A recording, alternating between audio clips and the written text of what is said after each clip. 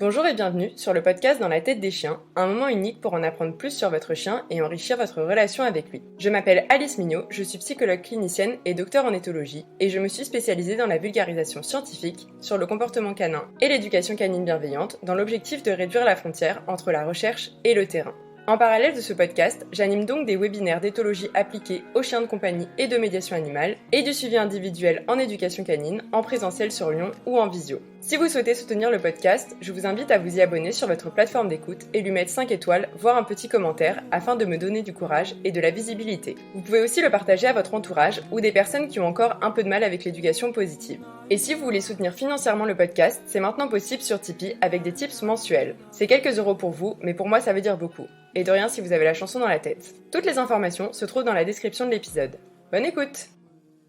Bonjour tout le monde, je reprends donc après une petite pause cet été sur le podcast et vu que vous êtes de plus en plus à écouter le podcast mais aussi à nous suivre sur Instagram, je me suis dit que ce serait pas bête de faire une petite boîte à questions. Donc je vous ai demandé de me poser quelques questions sur Insta et je vais y répondre maintenant. Donc il y avait déjà pas mal de questions sur mon parcours pro, donc alors soit des gens qui ont envie de s'orienter vers l'éthologie, soit des gens qui en ont marre de leur travail et qui ont envie de s'orienter vers du travail avec les chiens. Donc moi, pour reprendre, j'ai un parcours professionnel que je ne recommande pas forcément parce que ça m'ouvre beaucoup de portes et moi je suis contente d'avoir plein de casquettes, mais ça me ferme quand même quelques portes parce que du coup, je n'ai pas fait ma licence et mon master dans le même domaine de compétences que mon doctorat. Donc, j'ai fait une licence et un master de psychologie clinique. Plus précisément, j'ai fait tout ça à Paris Descartes et on était formé à de la psychologie intégrative, c'est-à-dire qu'on a été formé à un maximum d'outils pour nous adapter aux patients et pas que ce soit le patient qui s'adapte à nous. En outre, moi je suis spécialisée en psychiatrie adulte et addictologie parce que j'ai fait mes stages et mes modules de spécialisation en psychiatrie adulte.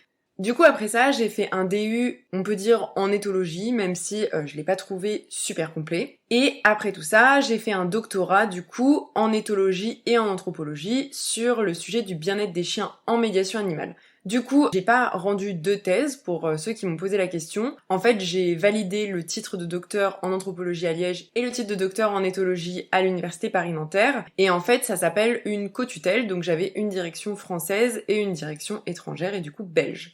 Voilà, et concernant ma formation sur le comportement canin, alors moi j'ai beaucoup appris dans les livres parce que c'est un peu ma spécialité. Et concernant le terrain, du coup j'ai appris avec mes propres chiens et j'apprends avec les chiens de mes clients. Et j'apprends aussi, je fais pas mal de mini-stages, mini-conférences parce qu'en fait, la formation en soi d'éducateur canin, vous êtes beaucoup à me demander si j'ai une formation d'éducateur canin à vous conseiller. Et du coup, moi, j'ai quelques écoles, effectivement, que je recommande, mais le fait est que j'en ai pas fait. Et entre autres, j'en ai pas fait parce que les principaux modules, c'est de la psycho et de l'éthologie. Et du coup, ça me fait un peu mal aux fesses de payer aussi cher pour avoir des cours de psycho et d'éthologie. Sachant que moi, ce qui m'intéresse, c'est le terrain et que le terrain, j'arrive à en faire du coup en parallèle, puisque ça va faire 10 ans maintenant que je suis un peu dans le monde du chien.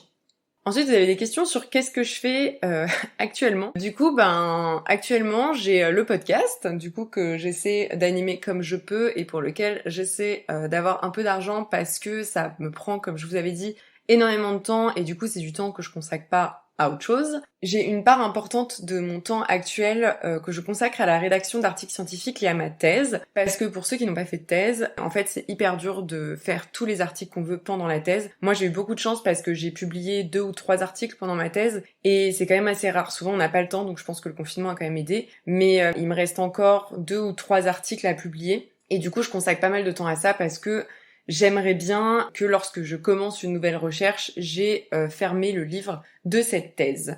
Voilà, à côté de ça, j'ai commencé à faire des suivis en comportement canin, j'aime beaucoup, voilà. Du coup, j'en fais pas mal en visio parce que ça me permet de travailler avec des gens dans la France entière mais aussi dans le monde entier. Et voilà, j'aime beaucoup ça, j'aimerais vraiment m'orienter vers une spécialisation sur les peurs chez le chien et sur les chiens errants et de laboratoire parce que c'est là où je trouve que j'ai le plus de connaissances. Et pour ceux qui savaient, du coup, j'ai un plan de retourner dans le monde de la recherche mais qui n'est pas encore finalisé parce que je n'ai pas encore trouvé de financeurs et que dans la recherche, malheureusement, c'est à nous de nous débrouiller pour trouver des financements. Donc voilà, projet, je vous en parlerai à un moment, ça va venir, hein, mais il faut juste que je trouve l'argent. Donc il y avait des questions sur mon lien à la recherche actuellement. Donc mon lien à la recherche actuelle, c'est surtout de faire des publications scientifiques et de continuer d'actualiser mes connaissances sur le comportement canin, parce qu'on a pas mal d'études qui sortent. Mais pour l'instant, je fais pas de recherche à proprement parler, et en vrai c'est pas plus mal parce que ça prend un temps fou. J'avais quelques questions sur Bocuse. Alors dans ma tête tout le monde connaît Bocuse, mais en fait c'est pas forcément le cas. Donc je reprends brièvement, mais du coup Boc, il a eu 4 ans du coup au moment de la sortie de cet épisode, et un harnais de Copenhagen vert olive. Mais du coup Bocuse, je l'ai adopté il y a 3 ans. C'est un chien errant en Guadeloupe qui a été trouvé squelettique sur une plage, comme beaucoup de chiens de Guadeloupe. Et du coup il a été trouvé vers ses 6 mois, et entre-temps il a vécu en famille d'accueil avec des petits chiens et des chats.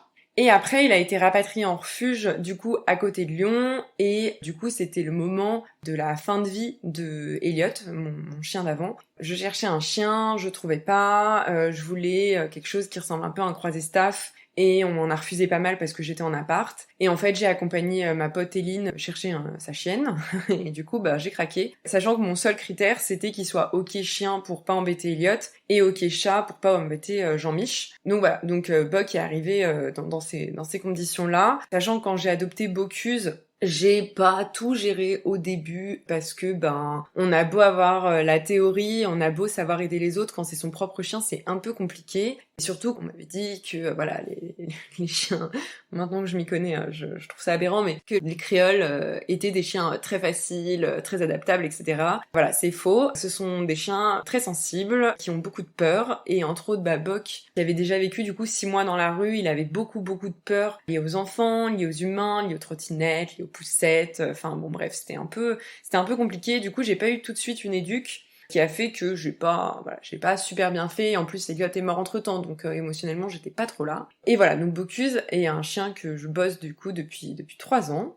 On a énormément de progrès, mais ça reste un chien quand même sensible qui a des peurs parfois, alors pas irraisonnées parce que maintenant je commence à comprendre comment il fonctionne, mais voilà, d'un coup il peut avoir peur d'un truc. C'est vrai que j'ai la chance d'avoir un chien qui ne va pas du tout vers l'agression, bien au contraire. Du coup j'ai eu la chance aussi d'être accompagnée par cette super éduque qui m'a bien appris à gérer la zone de confort de mon chien et à bien lui permettre d'éviter ce qui lui fait peur et bien de le rassurer, ce qui a permis de ne pas arriver à une réactivité chez Boc, mais au contraire plutôt une gestion des émotions et un référencement à moi quand vraiment il arrive pas à gérer, genre typiquement quand il y a un enfant qui nous court dessus ou quand il y a un homme qui essaie de le caresser alors qu'on est en train de picoler tranquille au bar. Donc voilà, quelqu'un m'a demandé si Boc était réactif. Boc n'est pas réactif du tout, enfin pas réactif du tout. C'est toujours la grande question. Moi je pense que on a été à un moment à la frontière. Mais voilà, on a bien géré, du coup on n'a pas du tout eu de réactivité, en tout cas pour les humains. Et avec les chiens, Bocuse est l'inverse d'un chien réactif, c'est-à-dire que Bocuse aime tous les chiens. Et du coup, au début on a eu un peu un problème, donc on a bossé avec l'éduc, qui était en fait que Bocuse comprenne qu'il ne pouvait pas aller voir tous les chiens.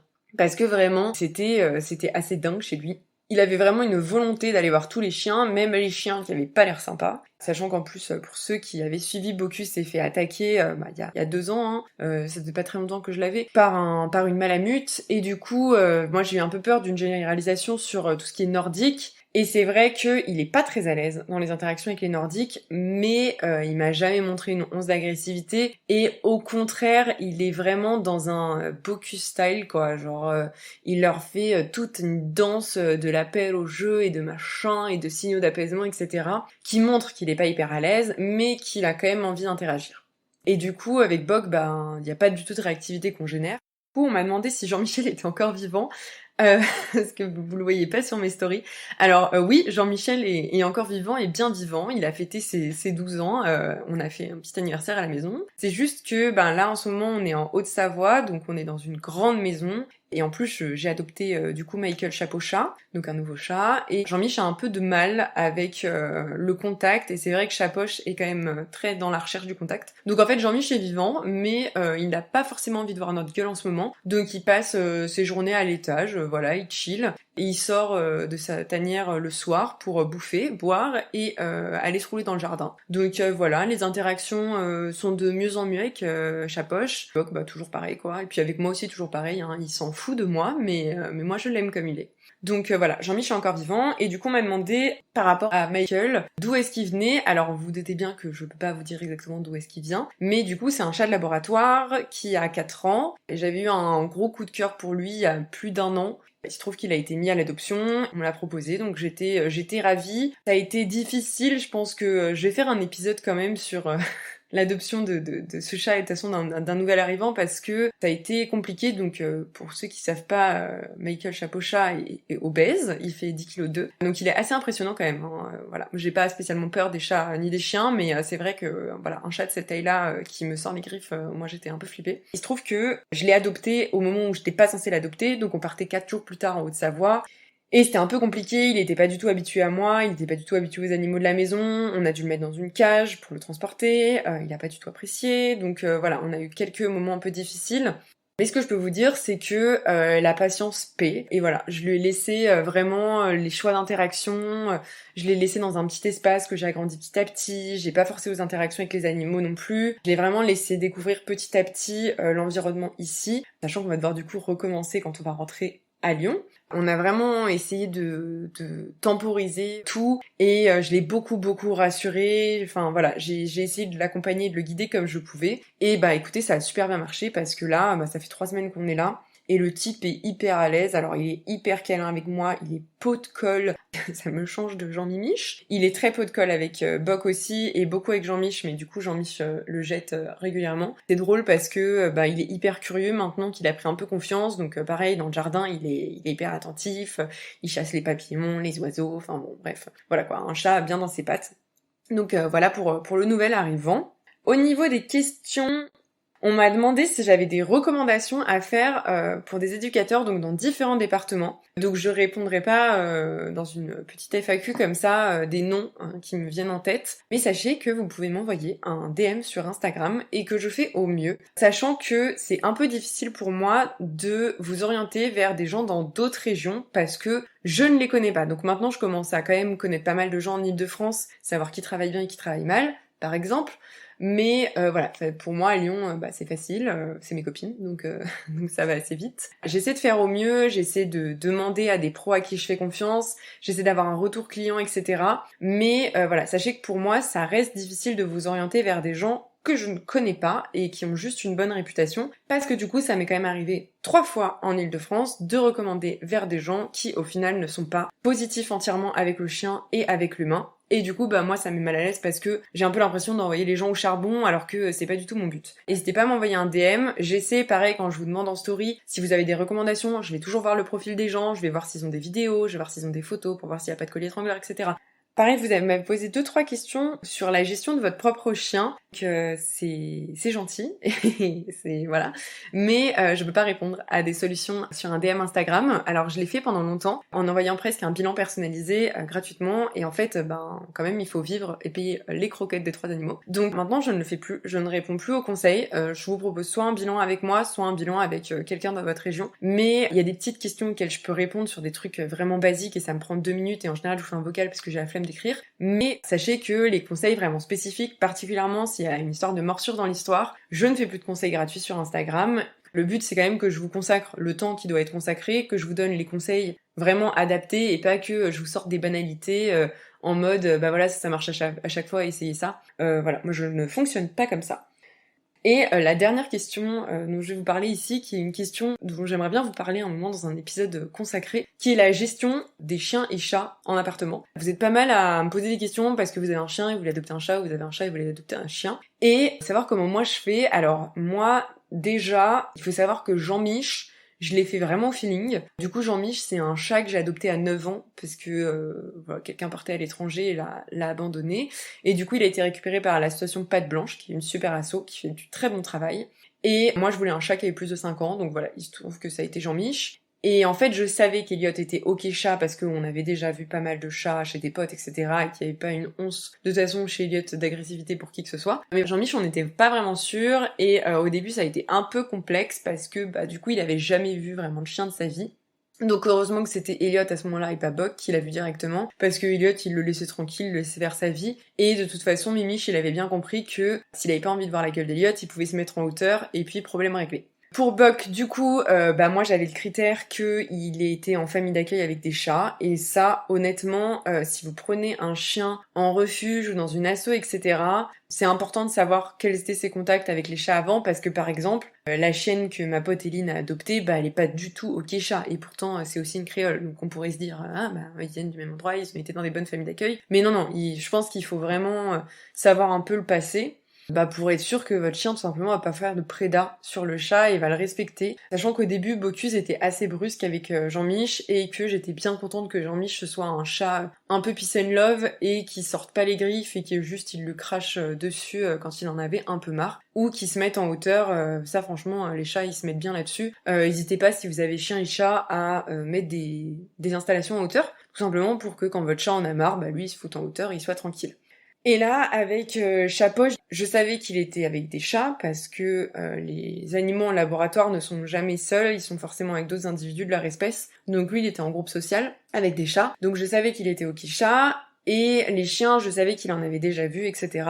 Donc je me suis dit, on fait un peu au feeling et je fais surtout vachement confiance à Bocuse sur le sujet. Et en fait, voilà, Chapoche, il a vu Bocuse, il lui a foncé dessus pour taper sa tête contre l'épaule et se frotter pendant 10 minutes à lui. Je pense qu'il y a un gros facteur chance chez moi. Et dans l'organisation à la maison, moi, je fais vachement attention à ce que chacun ait son espace. J'ai des lits, des endroits pour les chats pour qu'ils dorment à plein d'endroits différents. Enfin voilà, j'ai des endroits en hauteur, j'ai des endroits par terre.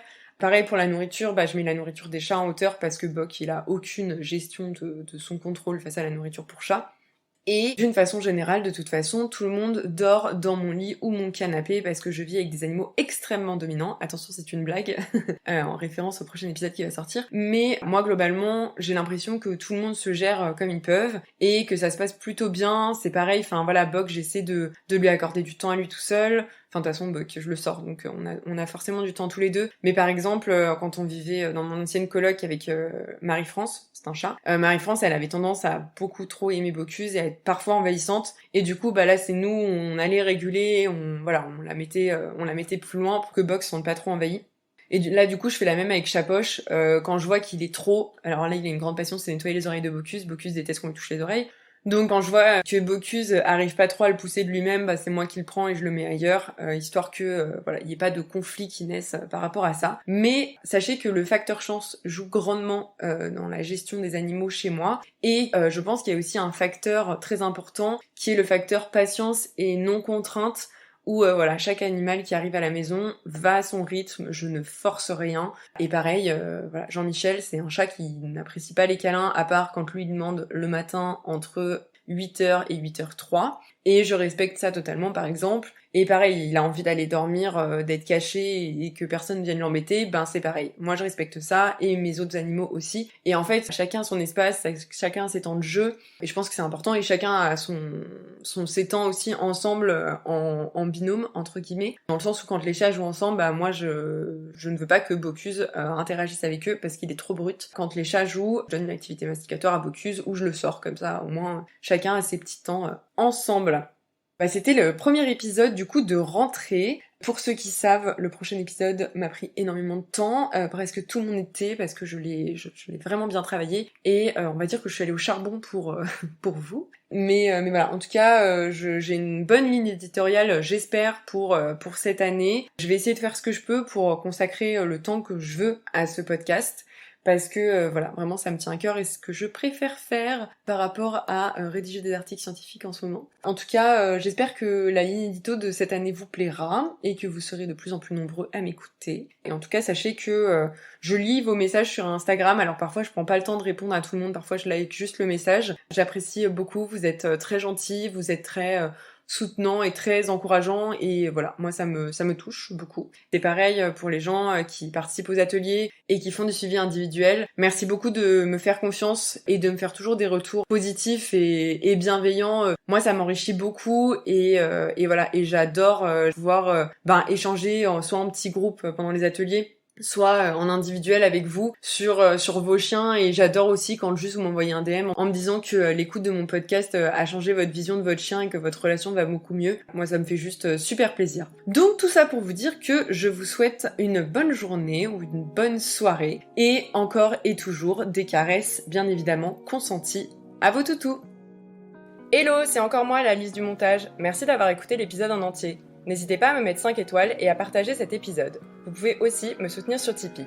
En attendant le prochain épisode, rendez-vous sur Instagram pour voir les monstres dormir, des mèmes pourris, m'entendre me plaindre et quand même avoir des infographies intéressantes. À bientôt!